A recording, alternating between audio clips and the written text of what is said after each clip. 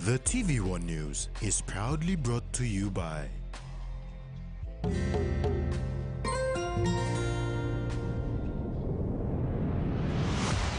BSP, our bank, our people.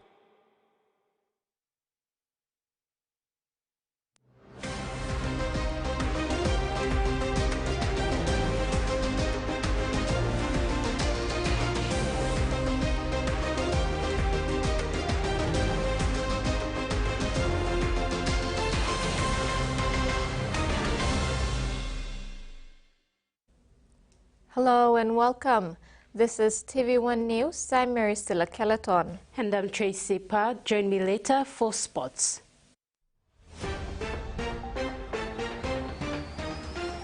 In this edition, CBC shares Pope visit program, Lay considers black soldier flight technology, and Hunters increase chances of finals. Deputy Prime Minister John Russell led a small Papua New Guinea delegation on Monday, August 19, to a significant meeting with the management of the Java Integrated Industrial and Ports Estate Special Economic Zone in Gresik, Surabaya, Indonesia. This visit is part of a broader series of engagements aimed at attracting trade and investment into Papua New Guinea, led by Indonesian companies. Follows recent high-level discussions between outgoing Indonesian President Joko Widodo and PNG Prime Minister James Marape. Indonesia, PNG's closest neighbor, is one of the emerging market economies in the world and the largest in Southeast Asia. As an upper-middle income country and member of the G20, Indonesia is classified as a newly industrialized country. Indonesia's nominal GDP reached $1.371 trillion in 2023. It is the 16th largest economy in the world by nominal GDP and the 7th largest in terms of GDP. Deputy Prime Minister John Russell led a PNG delegation to Indonesia on Monday. The delegation received an in-depth briefing from JIIPE management along with representatives from the mining company PT Freeport Indonesia. The briefing provided insights into the operations of this flagship Indonesian project, followed by a tour of the SEZ. JIIPE was designated as an SEZ by President Joko Widodo in 2021, marking it as a national strategic project designed to meet industrial needs. The SEZ boasts superior connectivity through multimodal transportation, a connected deep-sea port, a one-stop complete utility service, environmental permits, and expedited construction permits. These attributes, along with the availability of essential utilities like power plants, industrial fresh water, waste management, gas supply, and telecommunication networks, have made JIIPE a major investment destination in Indonesia. Deputy Prime Minister Rosso emphasized the significance of the meeting, particularly in the context of PNG's own SEZ development efforts all over the country, including in Medang for fisheries and nickel, and in Ley for the Wafi gold mine. He remarked on the relevance of Indonesia's experience to PNG's ambitions. Freddie Mo, TV1 News. Meantime, new President-elect for Indonesia, Prabowo Subianto, will be arriving in Port Moresby on Wednesday. It is understood that President Subianto will be signing a trilateral defense cooperation agreement with Papua New Guinea during his visit. The agreement is intended to boost security between the two countries. Prime Minister James Marape recently visited Jakarta in July, and President Subianto's visit will be reciprocal to discussing some agendas discussed earlier in Jakarta. TPB Secondary School has welcomed a 250,000 kina funding from the Medan District Development Authority to construct a new 4-in-1 classroom. TPB is the only secondary school in the Medan Urban LLG catering for advancing students from the many primary schools in town, and space has always been an issue for the school. Over the last 10 years, the school has been receiving government support for infrastructure development. On Monday, it was given the support it needed to be able to take in more students, including those from outside the urban centers. TPB Secondary School has been supported with 250,000 kina to build a new 4-in-1 classroom to accommodate an influx of advancing students. Principal and Acting Education Advisor Alphonse Igag acknowledged that it is a privilege for TPB Secondary as a recipient school of this funding allocation. He appealed to staff and students to continue to take care of the school facilities as they wait on the new infrastructure that's coming. I've always advocated that when leaders come out to do any presentation like this in public, it has to be something that will be durable, lasting, for the benefit of generations to come. District Administrator Albert Ului said he is working with the Medan Urban LLG to support vital infrastructure development, considering Medan District has been without a parliamentary leader 2 years on. Mr. Ului, with support from Medan Town Mayor Peter Yalsi, secured 1.5 million kina for the education sector, with specific instructions on how to utilize the funding from the Ministry of Provincial and Local Level Government Affairs. The next investment will go to Medan District's 2 other LLGs, Transgogol and Ambenov.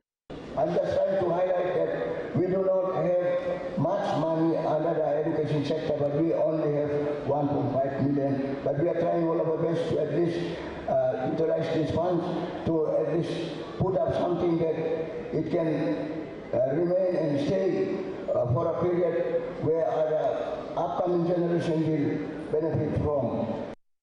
The town mayor, who is also caretaker chairman of the Medan District Development Authority, said it has been a challenge for Medan Urban LLG primary schools in implementing the 166 education policy, especially when grades 8 and 10 exams will be phased out and all primary schools taking on the junior high school status.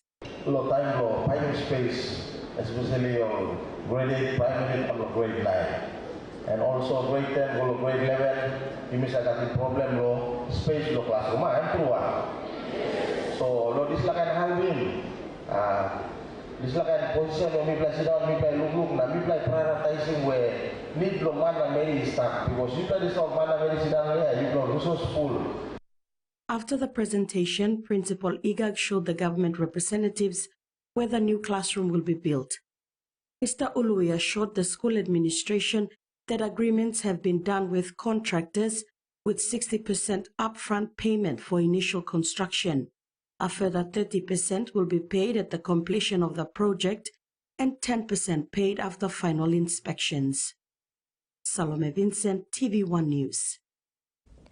The Universal Church in Papua New Guinea held its second annual Crusade of Faith and Power at Sir John Guy's Indoor Stadium in Port Moresby on Sunday, 18 August. A magnitude of people attended from various locations around Port Moresby and beyond, tripling the number of attendees from the first crusade held last June. More than 11,000 people throughout Papua New Guinea participated in the recent Faith and Power Miracle Crusade.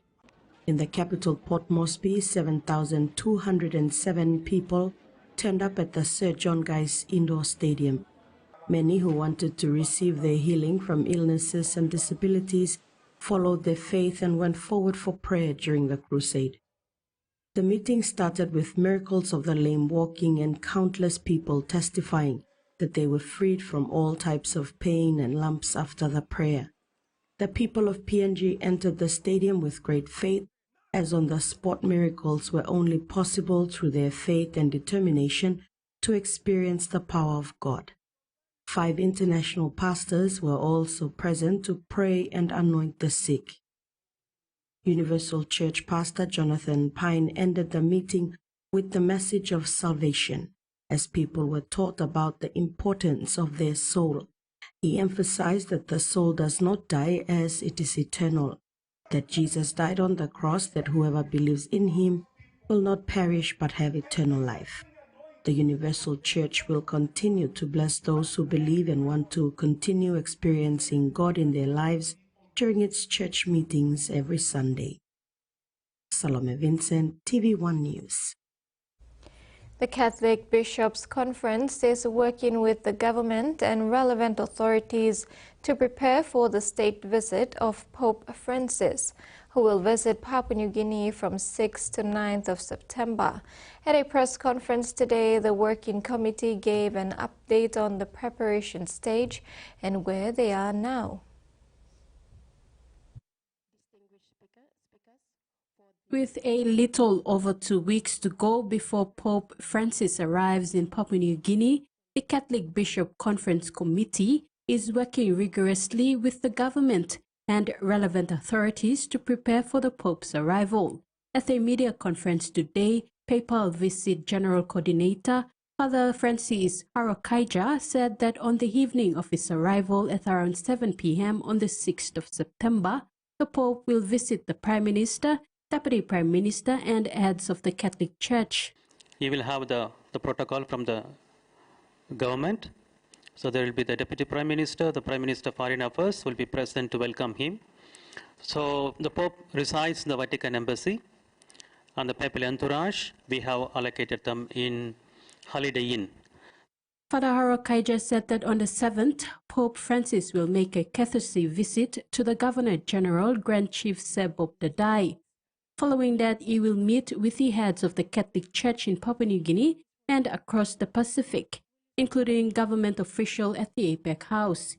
He will then go to the Don Bosco Technical Institute at the Mary Help of Christian Shrine to visit with the heads of the Catholic Church only. Following day, he meets with the Governor-General at his residence.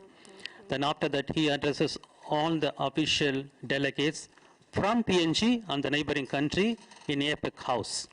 So we will have all the ministers, government officials, diplomatic corps, and also we have around 100 people from church. That includes papal entourage, archbishops, bishops, including cardinal, and CBC staff, and some of the prominent Catholic, with the 200 people from the government side.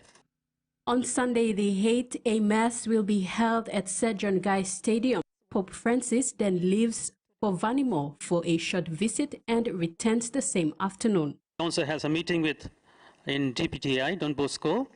He is meeting with the bishop, priest, seminarians, religious, and also catechists and pastoral workers at DPTI on Saturday. That comes to an end on Saturday evening. The General Coordinator added that on Monday the 9th, the Pope will visit with youths at the Sir John Guy Stadium before it departs PNG shores.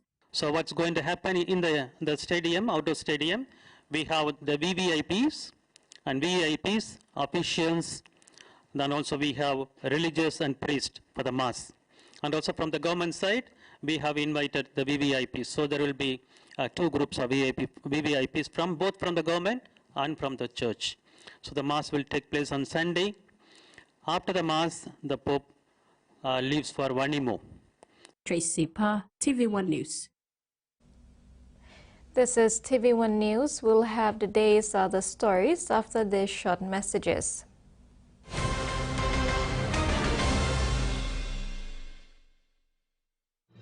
Experience a convenient and smarter way to do your banking with BSB Mobile Banking. You don't have to leave the office or your home to pay for bills. You can view your account balance, transfer funds, top up phone credits, or purchase Easy Pay units wherever you are. Visit your BSB branch today to register now for BSB Mobile Banking. BSB Mobile Banking, the smarter way to bank. BSB, our bank, our people. He says the best Hunters players come from his region. So does she. But there's one thing that brings everyone together. SB Lager, Bunyam Yumi.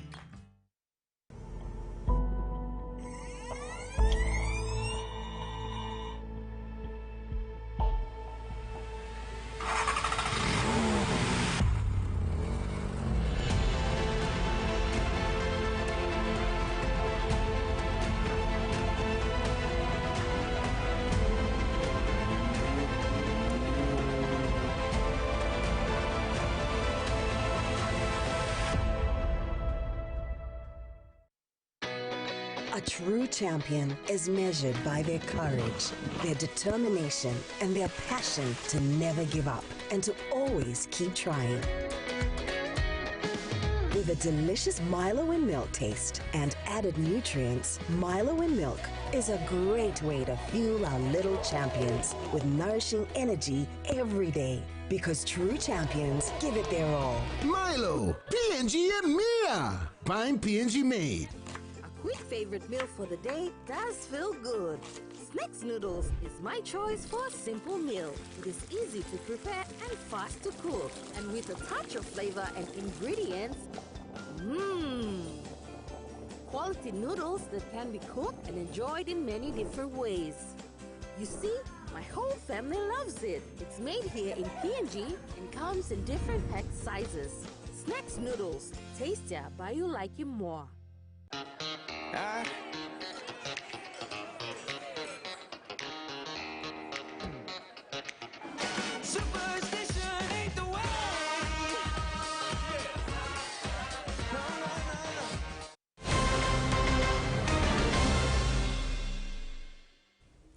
Welcome back. 4 clans in Morabe's Lower Watut in Wampa local level government area in Youngen Gulf District launched their incorporated land group certificates on Thursday, August 15. Babuaf Murago, Dofum, Biet and Boral clans launched their ILG certificates in the presence of the Morabe Provincial Customary Lands Officer. Getting your incorporated land group or ILG certificates is just the first part of protecting your land boundaries. The Morabe Provincial Customary Lands Officer, Denver Nate Uta, outlined this when officiating at the launch of the ILG certificates of the 4 clans of Babuaf Murago, Dofum, Bieds and Boral of the Youngen Gulf District. Uta said the second and final part of protecting your land boundaries is getting land titles. The Provincial Customary Lands Officer admitted that the process is difficult, saying the final phase of registering land boundaries is challenging and needs teamwork for a successful outcome. At the launching ceremony, Uta challenged the 4 clans of Wampar LLG against trading their land unnecessarily with individuals who wish to do business or settle. Uta said the 4 clans got their certificates within 2 years and 6 months, the shortest time possible because of their determination and cooperation. Dofum ILG clan chairman, Martin Ngawi, thanked his clan members and the 3 other clans for tirelessly supporting the initiative. Kamla Gware, TVWAN News, Lay. The Popondata National Court on Friday, August 16, dismissed the election petition challenging Governor Gary Jufa's validity of the 2022 election results for the Northern Provincial seat. The petition filed by Jean Eparo Pakop alleged multiple instances of bribery against Jufa, claiming that he, through his alleged agents, influenced the election outcome through bribery. However, the court found insufficient evidence to support these claims and dismissed the matter. When addressing the media outside of the courthouse, Jufa expressed gratitude to the people of Oro, attributing the court victory to their steadfast support and patience throughout the case. This is a victory for the people of Oro. I particularly want to thank my supporters and voters who were very patient and who showed great restraint. This is their victory. I never doubted this. We didn't do anything wrong as far as I'm concerned.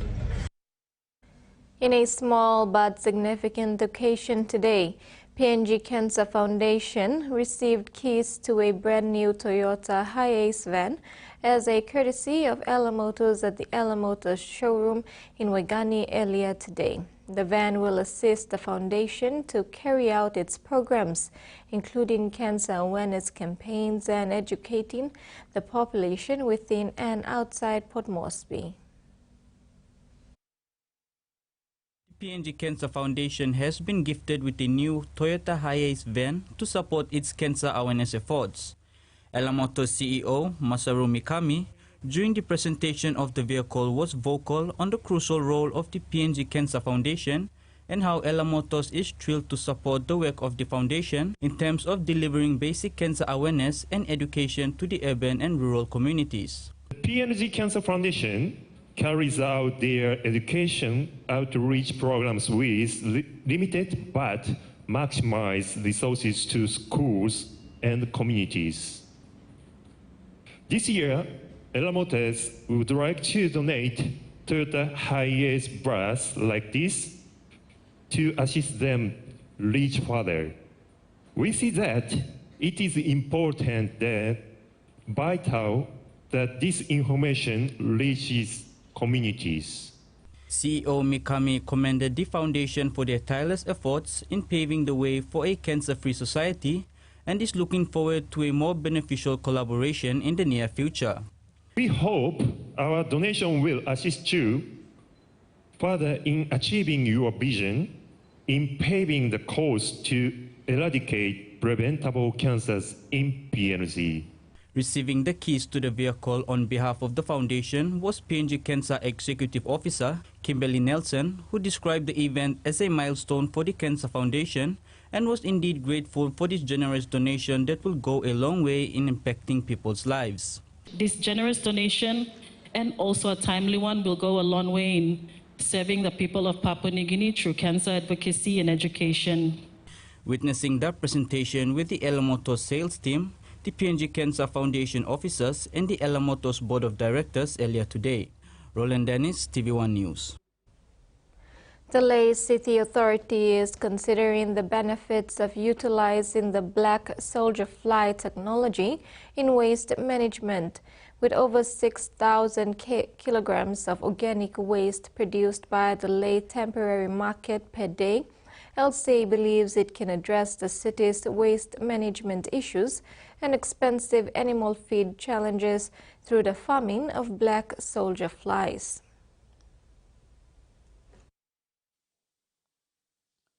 A black soldier fly is sometimes confused with a wasp because of its sleek black appearance. It is not a pest. It is a versatile insect that can be found in Papua New Guinea. While adult flies are harmless and do not feed, their larvae or maggots feed on a wide range of organic materials without emitting any smell and can also be used as a protein-rich feed for animals, including fish, chickens, and pigs. Researchers and scientists from Kenya visited Lae in July to propose the concept of black soldier fly farming, which has gained momentum in their country. Lae City Authority's Chief Executive Officer, Robin Callistus, said black soldier fly technology could be the way forward for PNG's industrial hub, considering the main market produces 6,000 kilograms of organic waste every day. We need to work with these guys, especially the scientists from NARI. They know the know-how. It's a new technology using the soldier fly. It's called the soldier fly. And we have it here. With the waste management, we're throwing this waste into the dump. We can utilize that to make money instead of throwing it out. So for LCA, we can make a revenue out of the waste that we have. So we're trying to integrate it into the market. When the market is built, we're going to have a facility that will recycle the waste, the organic waste, to be used as the fertilizer. With the city, the waste from the residents will be more than 6 tons. It will increase to maybe 20 tons a day if you're collecting organic waste from the city. So that will be a lot of money to use that waste again.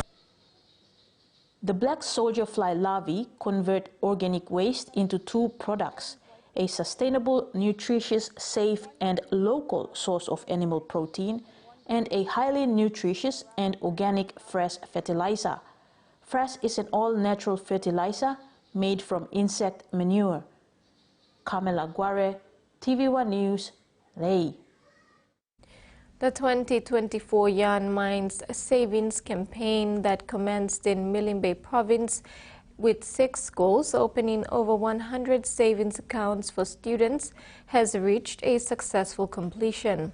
The campaign was facilitated through an agreement between the Centre for Excellence in Financial Inclusion and the Milne Bay Provincial Government.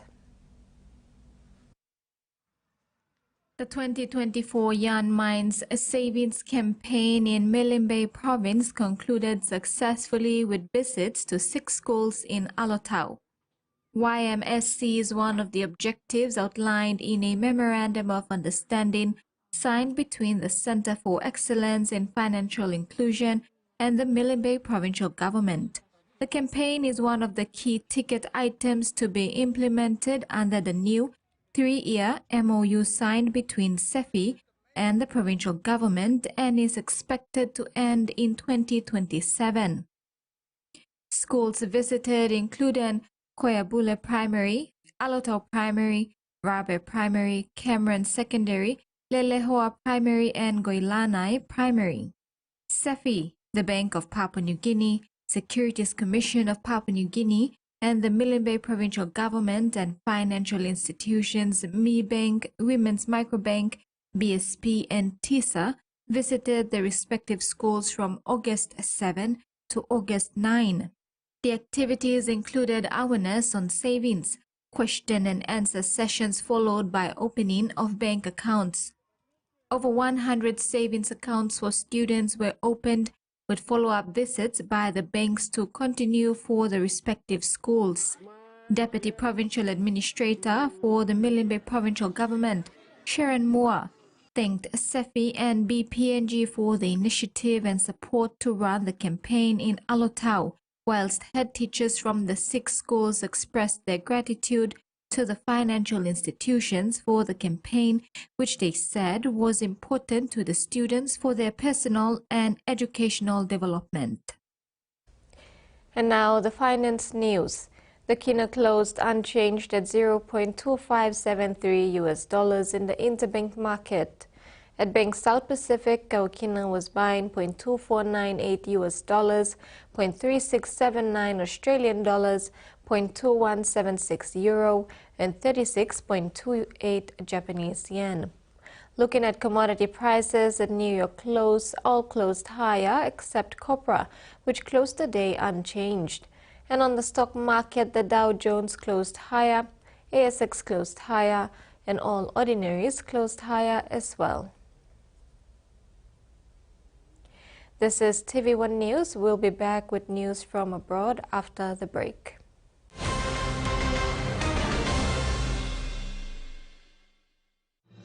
Experience a convenient and smarter way to do your banking with BSB Mobile Banking. You don't have to leave the office or your home to pay for bills. You can view your account balance, transfer funds, top up phone credits, or purchase Easy Pay units wherever you are. Visit your BSB branch today to register now for BSB Mobile Banking. BSB Mobile Banking, the smarter way to bank. BSB, our bank, our people. Hiya, Mama. You wait then, but me add him special flavor. Put in more flavor, put in more taste. Magic kakaru, get up and big smile on face. Time for kim chicken, a great fumu too. Sip, sip, the moo, yes, magic on you. Maggi, the taste PNG loves. The Toyota JD Hiace bus comes in 14 and 15-seater high-roof luxury model powered by 2.8 liters JD engine for optimal performance output, fuel efficiency and quietness, designed with improved safety features and easy maneuverability for tire steering angle. The Hiace lift suspension and annular frame structure is opted for smooth ride, comfort and safety. Experience the ride on the Hiace bus and experience the Hiace pride, the bus that exceeds all expectations.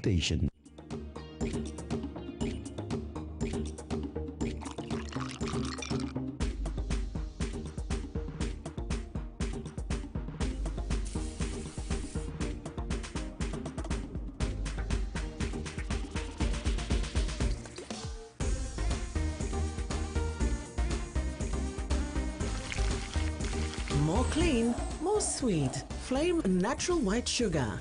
Make more.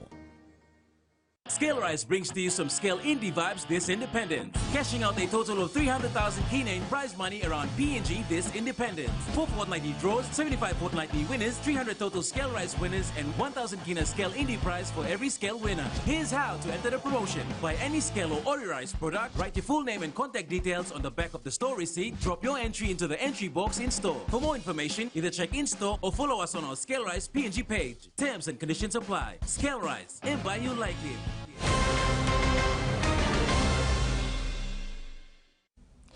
Thanks for staying with us. In news abroad, Tonga may be where time begins, but with less than a week remaining before the 53rd Pacific Islands Forum Leaders meeting kicks off, the government finds itself in a frantic race against time to ensure everything is in place to ensure the success of this major regional event. In preparation for the influx of leaders and delegates, a significant focus has been placed on ensuring adequate accommodation.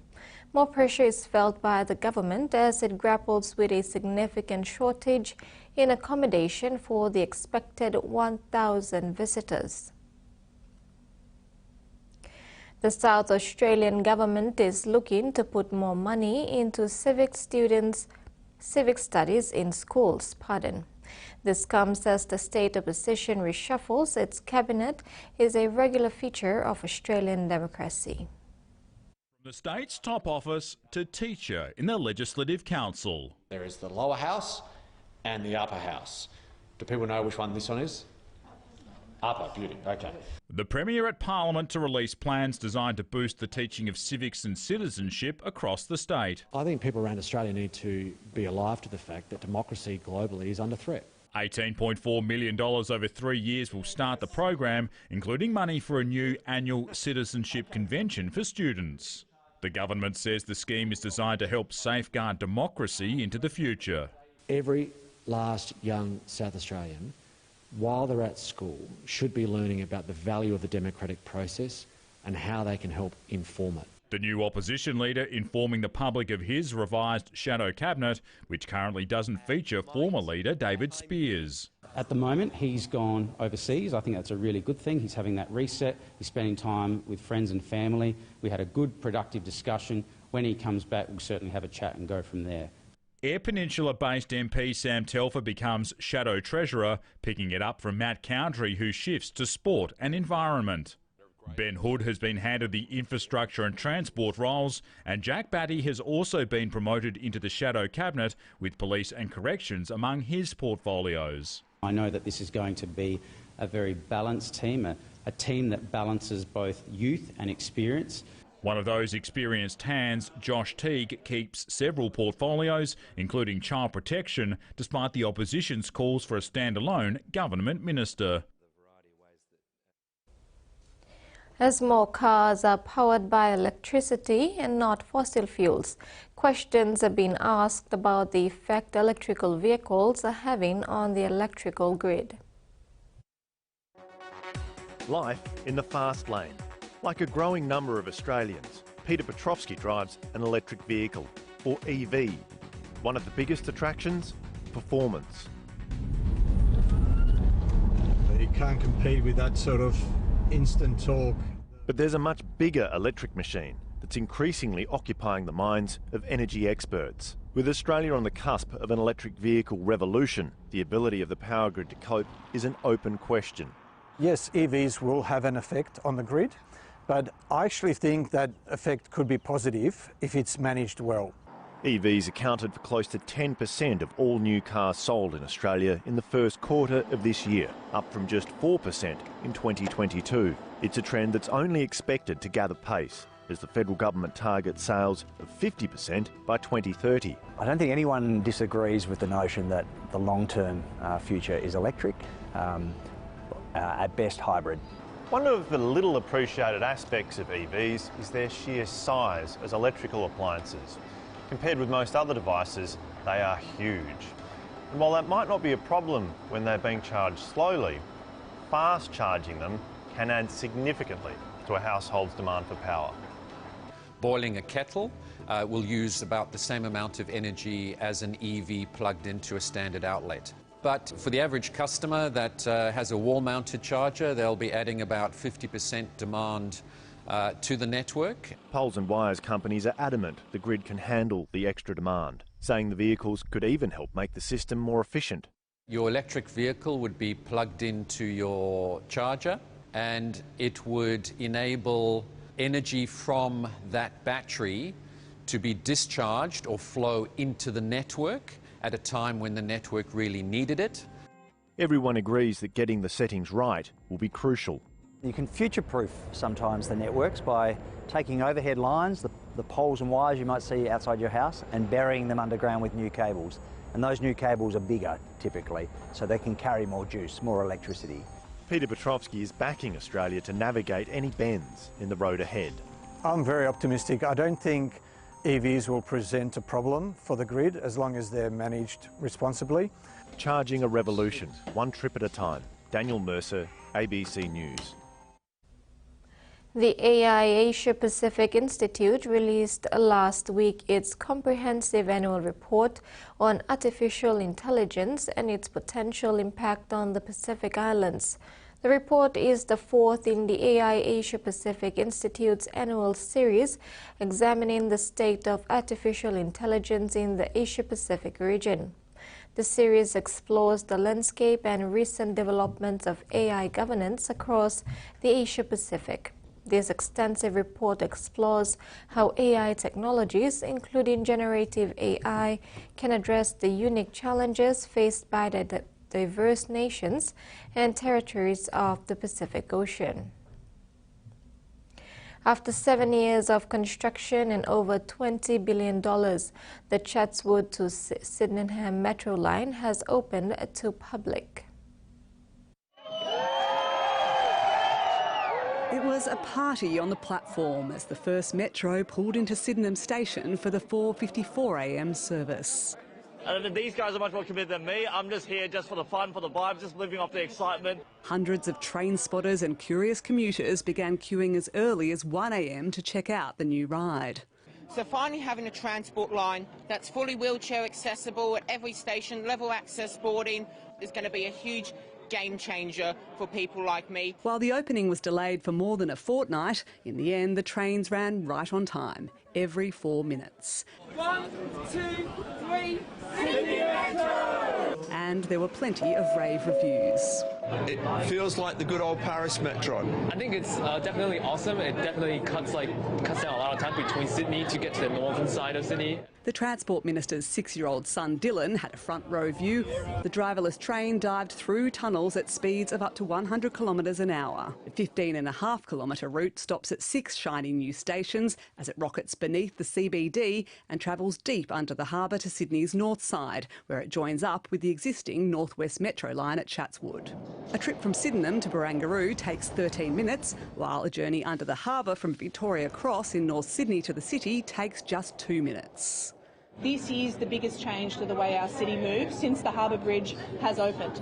This train will be able to carry more people than the Harbour Bridge and the tunnel combined during the peak hour. After the system passed its first morning peak test with flying colours, the Premier also gave it his tick of approval. You holding on? It took 7 years of construction to get here, but now it's full steam ahead. And before we break for sports, the Youngen Foundation has come out strong this year after several weeks of settling down to take stock of things and strategize on the next approach. Founder and Chairman Jeffrey Patel has come up with a new initiative of setting up rubbish drums all around the Medan urban area to prevent littering. This initiative has proved to be a much-needed worthwhile service in keeping the town clean. One significant gesture is the engagement of street kids who often would collect cans and bottles or engage in petty crime to keep the town clean. In exchange, Youngen Foundation provides them with food, a bath, and clean place to lay their head down for the night. Youngen Foundation has extended its services with keeping the Madang town vicinity clean. Youngen, derived from the Bell language of Madang, simply means to do good with your heart. Founder Jeffrey Patel left his full-time job as a clerk of the National Courthouse and is fully investing his time and resources into making a difference in Madang province within his capacity. With his recent initiative, he is calling on business houses to support their work with gloves, rubbish drums, paint, and any financial assistance. We have different programs, like we have programs for the kids that we are looking after. Like we have about 20 kids in the organization, the kids that loitering around in town. We do other programs like cleaning programs because we see the rise of lawlessness coming back in beautiful Madang. So we decided to start back our awareness programs on littering and also pickpocketing and other petty crimes in Madang. Patel has engaged street kids, those who have left home and are loitering the streets. The children help keep the town clean and also sell cups of water to the public for a bit of income. In exchange, the foundation feeds these unfortunate children and provide a shelter for them to sleep at night. They've been members of the public kind enough to support their efforts in cash and kind. Some of the donations were used to purchase food and clothes for the children under the care of the foundation. It is a way of as well to mold and shape the kids to become better citizens in the future. These cleaning programs will not stay for long. The kids will not continue to clean Madang town and become a cleaner in the future. No, it is for temporary basis. Later we can put them in schools or other technical schools or institutions. Youngen has been operating on charity funds. Patel hopes to make the foundation a self-sustaining one to provide stability for the unfortunate children they come across each day. Michael is a youth who works with Youngen. He is proud of the work that he and his peers are doing for Madang, especially in making the place safe for the public. Because why I'm town to me plan and me grow up name so me need no cleaning them, I must straighten them so I must stop no all plan meeting and stop them I must kind of say I must stop again. Salome Vincent, TVWAN News. That ends the news segment. We'll have sports after the break with Tracy.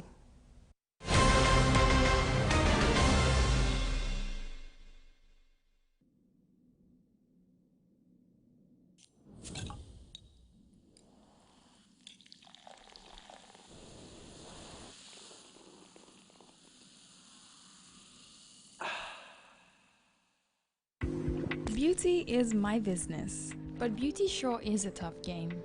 Filters are great, but great skin, better. And that's why my skin deserves the best.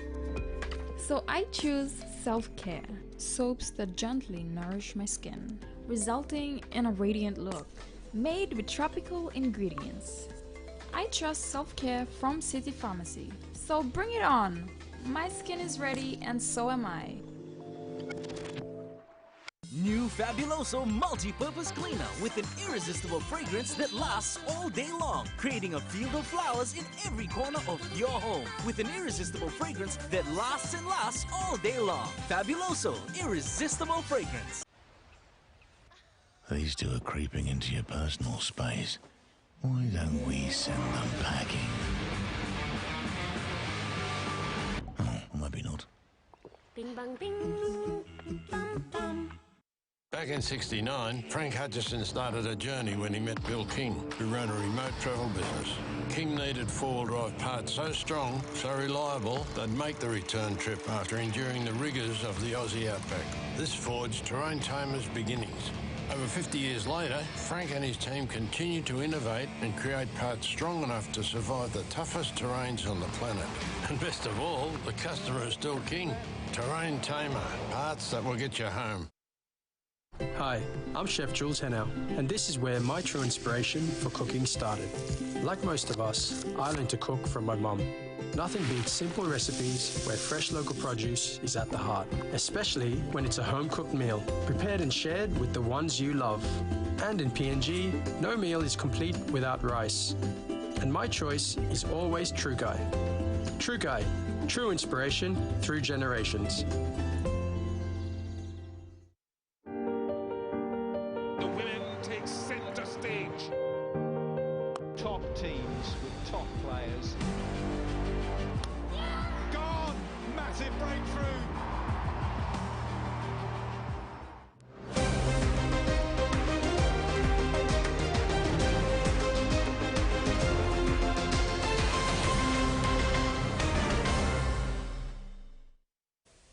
Welcome back. Former Penrith Panthers and Leeds Rhinos in the Super now PNG Hunters head coach Paul Highton is probably pinching himself about Hunters' chances of playing final football again since their historic 2017 Grand Final win against Sunshine Falcons at the Suncorp Stadium, Brisbane.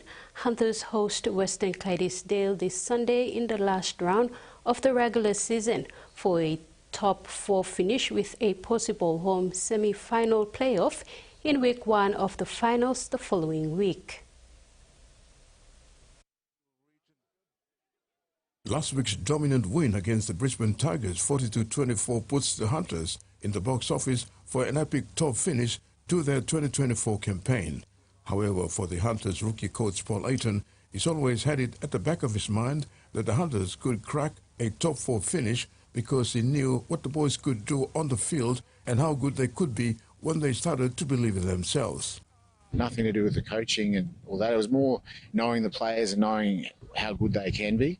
So I always felt that inside that, I think we'll be a top 4 team. Highton said he's learned a lot about himself and the players and took a lot of joy out of it, which was enjoyable. But in saying that, Highton reminded the boys the job isn't done yet, with another competition starting next week, which is the semi-finals. But it's been enjoyable so far, so I've really enjoyed it, and our job's not finished yet. We've still got, another competition starting, which will be the finals. So, still looking forward to it, and I think we're going to start, ramping things up a little bit more.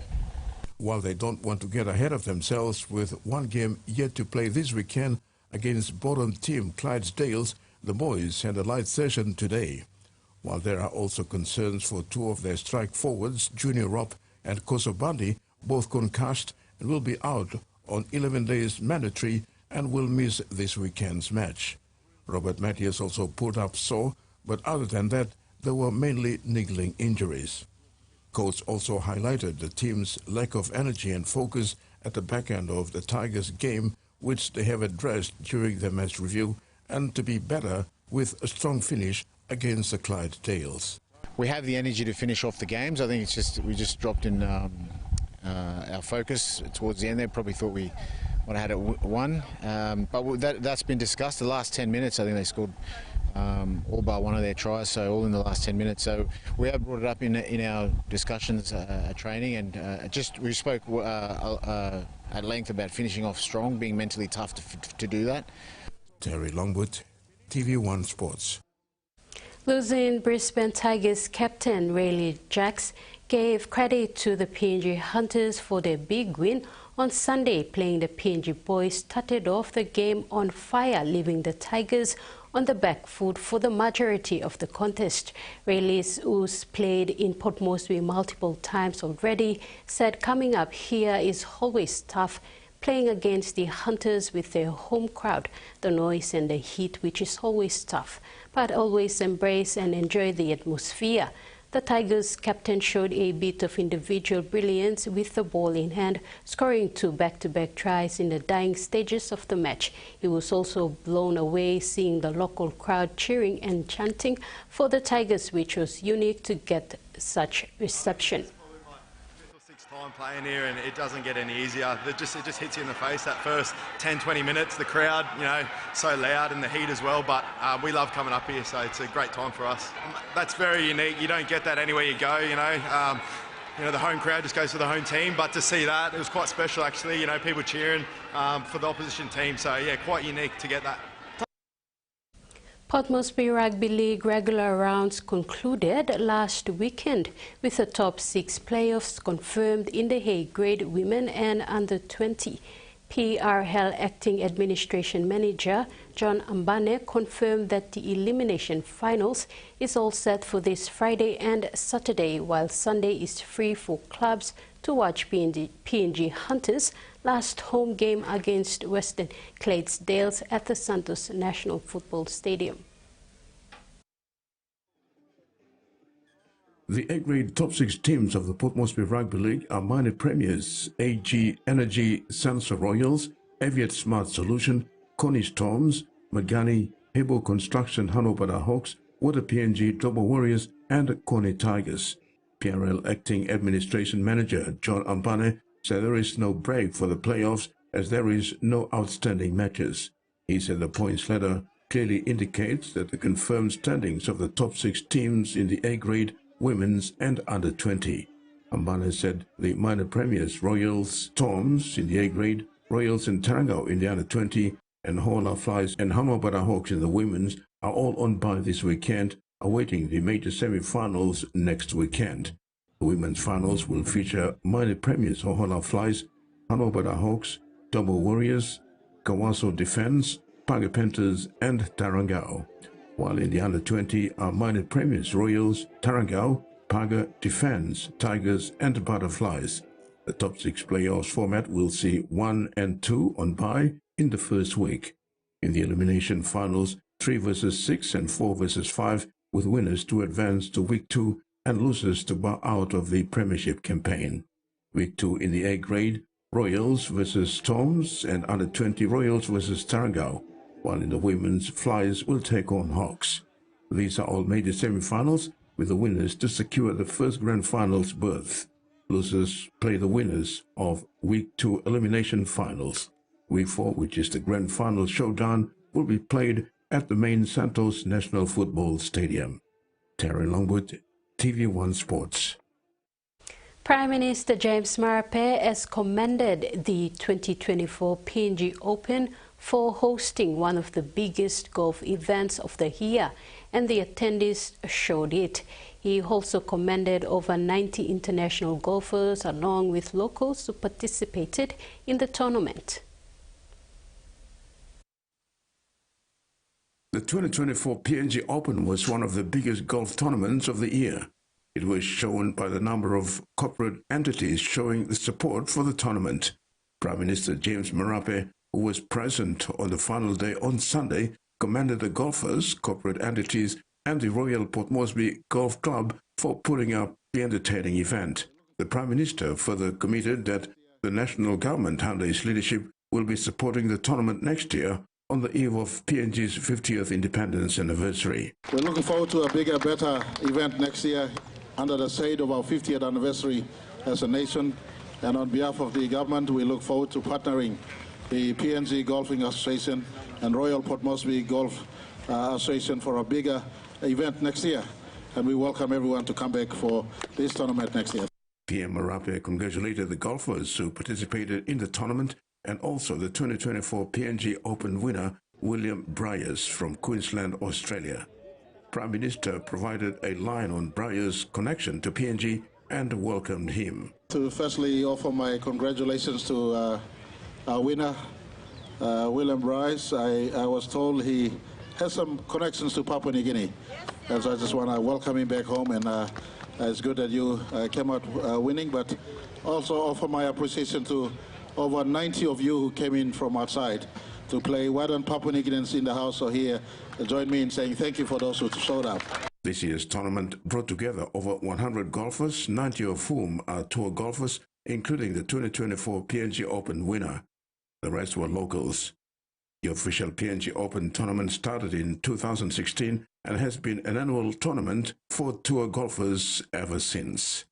Terry Longwood, TV1 Sports. That's it for sports. Over to you, Mary.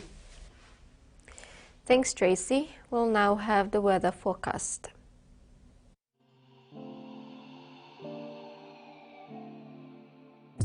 Southern, isolated showers and thunderstorms. Port Moresby mostly fine and Kerema cloudy with chances of brief afternoon showers. Momase, scattered showers and isolated thunderstorms with areas of rain in Morobe. Lae and Vanimo cloudy with few rain showers and possible thunderstorm. New Guinea Islands, scattered showers and isolated thunderstorms with areas of rain over New Britain, Kokopo, Rabaul and Buka mostly fine, partly cloudy. Highlands, scattered showers and isolated thunderstorms. Mendi, Tari and Wabeg, cloudy with some rain showers with possible thunderstorms. Coral Sea, seas rough to very rough with east to southeast winds of 25 to 30 knots, reaching 35 to 45 knots at times. Bismarck Sea seas rather rough to rough with patches very rough with southeast winds of 15 to 25 knots, reaching 30 to 45 knots at times. Waters of southern PNG Indonesian border to Daru to Kiwai Islands, to Kerema to Yule Island to Hood Point to Samare Islands. Seas 1.5 to 2.5 meters, rising to 3 to 3.5 meters at times along warning areas. Waters of Finchafen through Vitia Strait to CSE Long Islands. Seas 0.5 to 1.5 meters, rising to 2 to 3 meters at times along warning areas. And waters of Samare Island to Cape Vogel and all Milne Bay Islands, seas 0.5 to 1.5 meters, rising at times to 2.5 meters along warning areas. And that brings us to the end of another edition of TV1 News. Have a pleasant evening. Bye for now.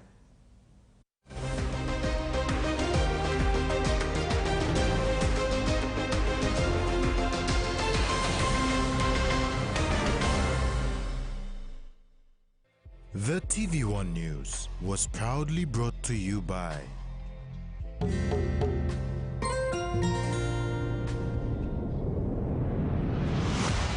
BSP, our bank, our people.